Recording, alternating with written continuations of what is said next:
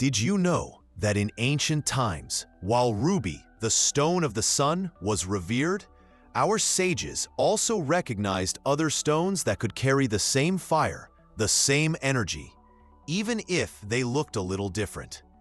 Today, we explore how red garnet, red spinel, sunstone, and red jasper may serve as energetic stand-ins for the mighty ruby, with support from ancient texts.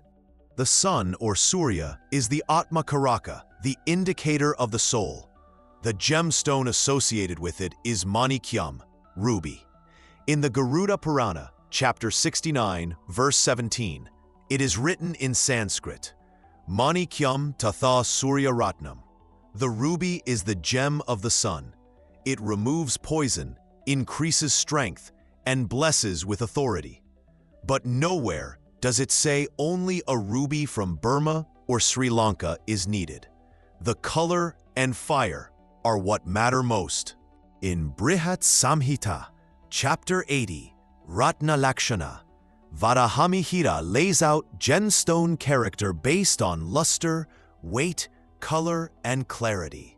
He says, Nanamna Ratna Pariksha, Guner Gnyayamane Prabha, Yathoditair Maharatnai Sadrisham Lagubiha Saha. A gem is judged not by name, but by its effect and internal fire. This tells us that it's the optical properties and hue, not price or prestige, that decide a gem's worth.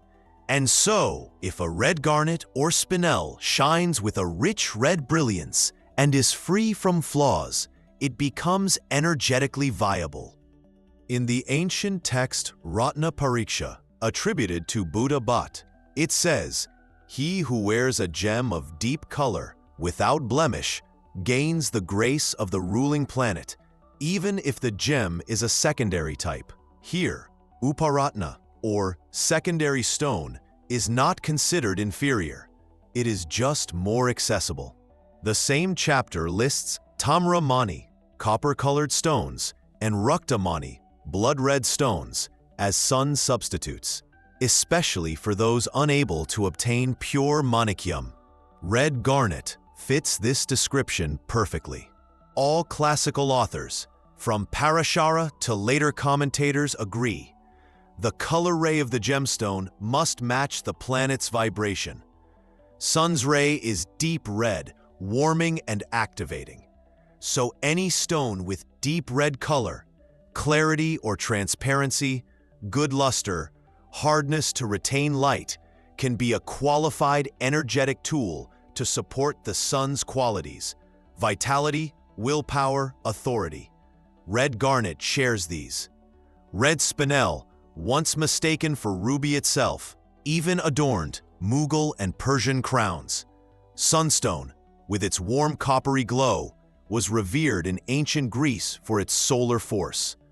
Red jasper, though opaque, has been used in Native American and African traditions to ground and energize the solar plexus. Archaeological and trade records show garnet and spinel were commonly used in Indian, Persian, and Roman jewelry. The famed Timur ruby in the British crown jewels is actually a spinel.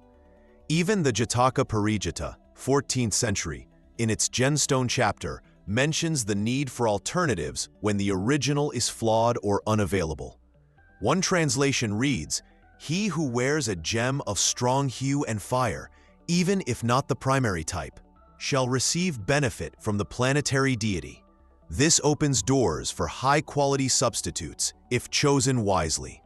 In modern terms, biofeedback studies have shown red-colored stones can stimulate heart rate variability, HRV, confidence hormones like testosterone and dopamine, mood elevation in people with fatigue or burnout.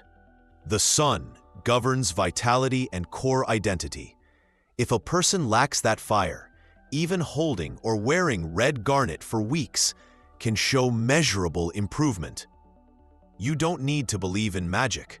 This is color therapy, light physics, and placebo plus energetic entrainment rolled into one. As explained in various Ayurvedic gem therapy texts like Ratna Samhita, stones are energetically activated through sun exposure, clean water cleansing, intentional focus, and calm visualization. This practice can be spiritual, meditative, or simply mindful. No religion required. A properly chosen substitute for ruby should enhance physical vitality, self-worth, leadership courage, vision, and decisiveness. But like the sun itself, it must be respected. Don't overdo wearing it. Pay attention to your energy. Let your body be your guide. The ancient rishis never hoarded power. They taught that truth and healing must reach even the poorest hut. So, if ruby is out of reach, let a garnet or spinel be your light.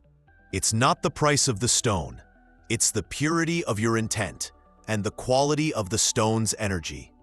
And in the words of the scriptures, when used with awareness, even the lesser becomes great.